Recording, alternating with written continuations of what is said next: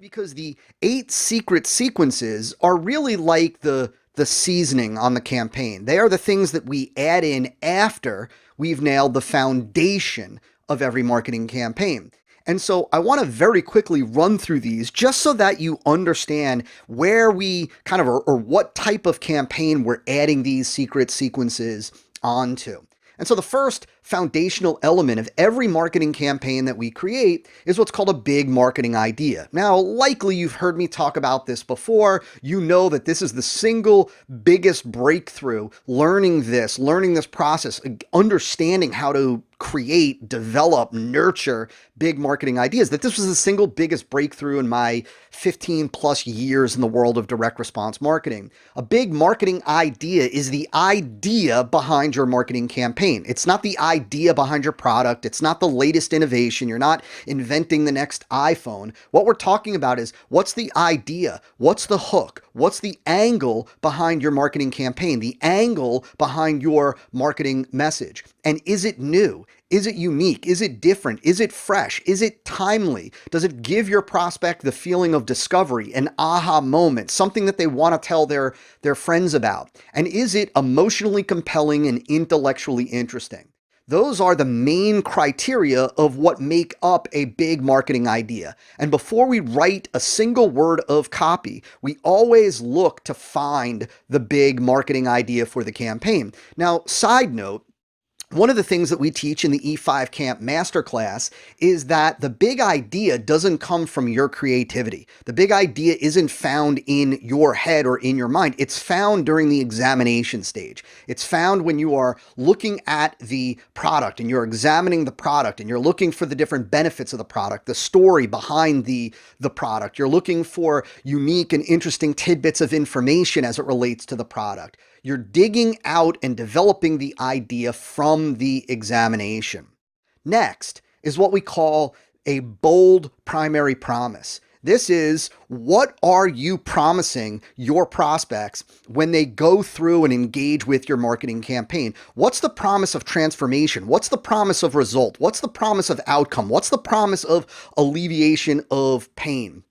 Not the benefit statements or not the benefits of your product or service, but what's the promise that you are making to prospects if they engage with your marketing message? And the key is that that promise is bold, that it's big, bold, audacious, true, and believable. The promise has to be big enough to excite the prospect enough to engage. And the promise is what tells the prospect what's in it for them. It tells them what they stand to gain, how their life stands to be improved by engaging with your marketing message. And every marketing campaign needs a bold promise.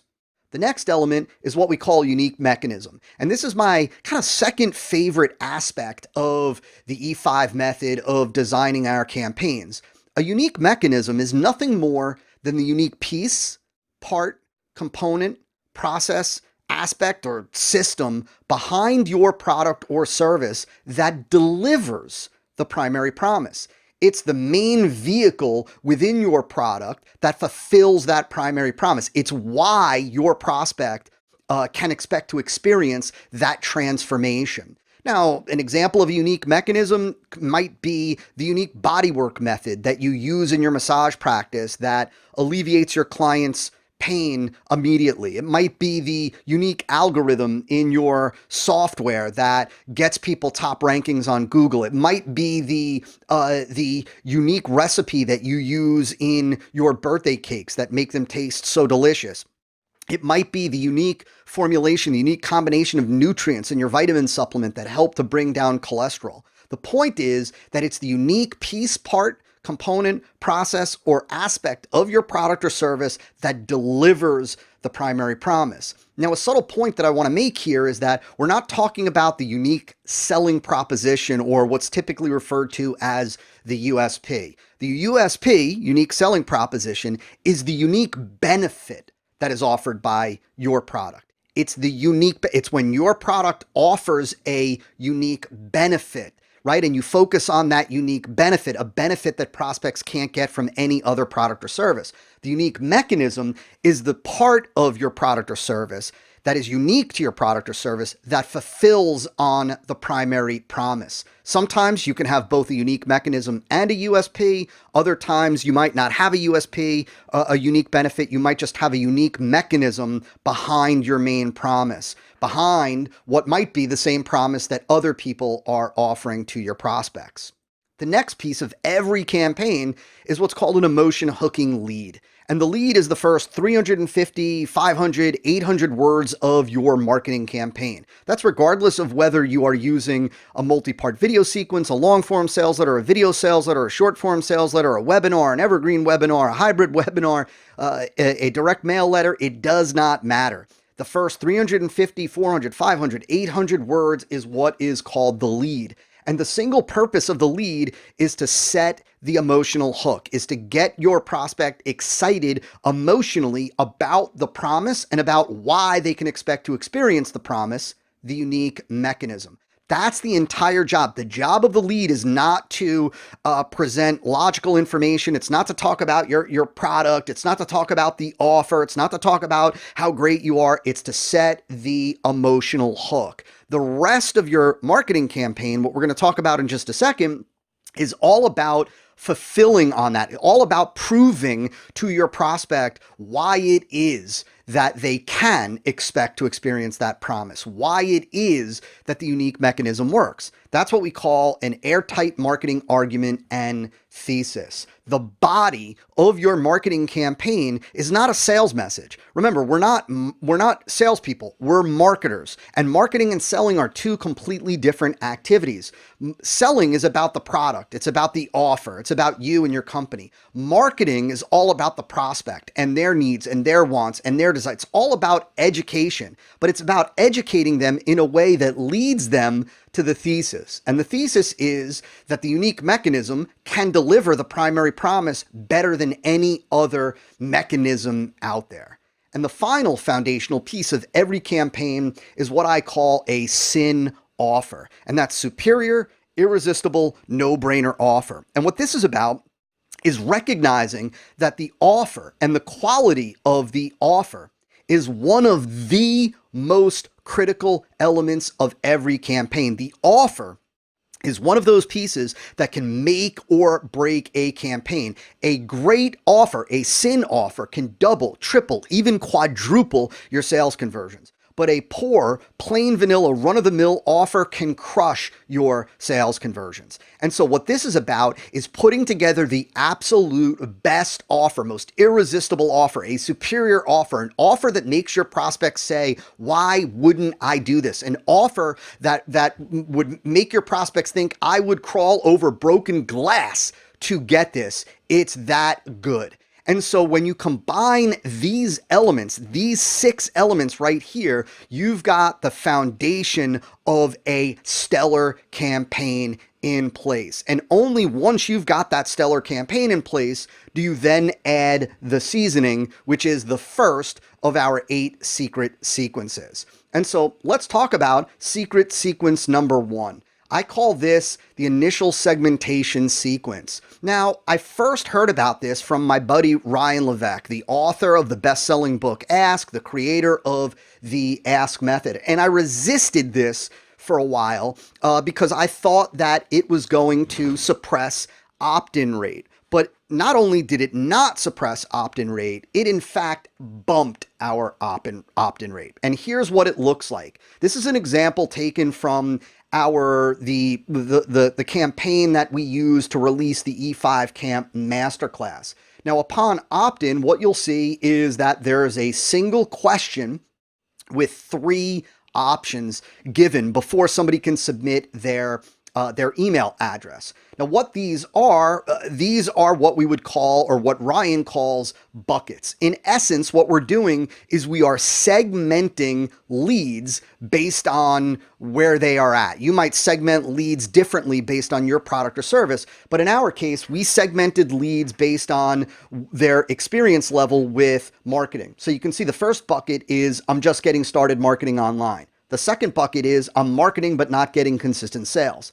And the third bucket is, I'm generating consistent sales and want to scale my business. Now, what this allows you to do when you use this initial segmentation is it allows you to put your prospects into different follow-up buckets. In our case, what we did, as you can see here, is we had 4 buckets. We had the 3 buckets based on that little question, the initial segmentation question, and then we had a no bucket tag just in case there was some tech issue. Fortunately, we didn't have any tech issues and nobody got dropped into that bucket.